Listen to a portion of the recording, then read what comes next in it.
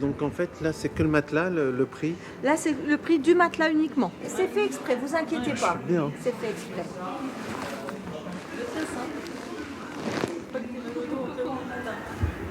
Là, j'aurais pas mal au dos.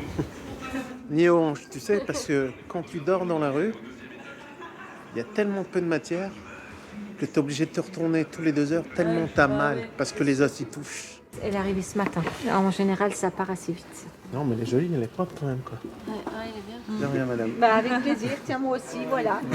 Non, mais c'est le cœur qui doit Cette partir journée avant tout. particulière de l'emménagement, après des années de rue, 40 personnes l'ont déjà vécu à Dijon. C'est le cas de Johnny et Xavier. Ce jour-là, ils ont rendez-vous dans un café avec 3 membres de l'équipe Un Chez Soi. L'idée, c'est d'avoir comme un comité éditorial où on est tous ensemble, finalement, c'est tous au même niveau.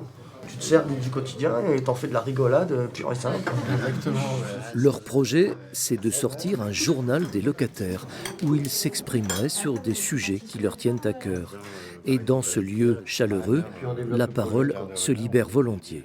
Vous savez, dans la vie, on dit liberté, égalité, fraternité. En fait, la vraie vie, c'est pas ça, c'est eau, gaz, électricité, quoi. Et grâce à ces structures-là, effectivement, qui nous font confiance, parce que enfin, je veux dire, ils nous font confiance avant de nous prendre. Et oui, effectivement, moi, ça me fait plaisir de payer mon loyer comme tout le monde. Ça me fait plaisir d'avoir des fins de mois. Ça me fait plaisir de manger des pâtes au gratin en fin de mois. Ça me dérange pas. Je suis un peu comme tout le monde, quoi. Je veux dire, t'as l'impression d'appartir à une civilisation, quoi, en fait. J'ai remarqué, le problème, c'est l'isolement. L'isolement, c'est l'horreur. Et en même temps, on est obligé. Parce que si on est trop entouré, comme on dit, trop d'amis, trop d'ennuis.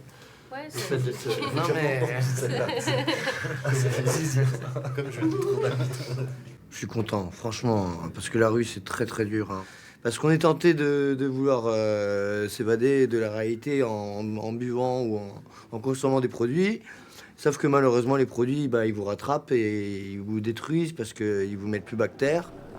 Ce que dit Xavier sur ses addictions, cela explique que le dispositif Un Chez Soi d'abord ne fasse pas de cette question un préalable au logement. On n'exige pas d'un futur locataire qu'il se débarrasse en premier lieu de ses addictions, tout simplement parce que ce serait prendre le problème par le mauvais bout. Les conditions dans lesquelles ils vivent font que ces addictions, ces consommations, ces refus sont une réponse directe à leurs conditions de vie. Donc, tant qu'on ne change pas les conditions de vie, on ne peut pas leur demander de changer ça. Ne pas exiger d'eux quelque chose auquel ils ne peuvent pas répondre pour des raisons et de souffrance et d'ancienneté dans l'itinérance ou d'ancienneté dans l'exclusion ou des tas d'autres raisons. Moi, je sais que l'alcool, ça a toujours été un problème parce que c'était le stress d'être à la rue. L'alcool, ça réchauffe. Et le fait d'avoir un logement, on se sent beaucoup plus apaisé, donc on a moins envie de consommer. Parce que la consommation de produits, que ce soit de l'alcool ou des autres produits, c'est dû à un manque affectif, c'est dû à un manque de bien-être, parce que la rue, c'est douloureux. Et le fait d'avoir un logement, on est au chaud, on peut se poser, on est tranquille. Si on veut pas voir du monde, on voit personne. Et forcément, on baisse les consommations. Et puis le fait de baisser les consommations, on reprend un rythme de vie plus normal. On se pose moins de questions. Et c'est toute une spirale, en fait, tout un engrenage, en fait.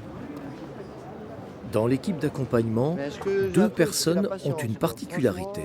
Elles ont connu elles-mêmes des parcours de vie qui leur permettent de mieux saisir la souffrance des locataires. J'ai eu l'expérience de la psychiatrie moi-même pendant quelques années.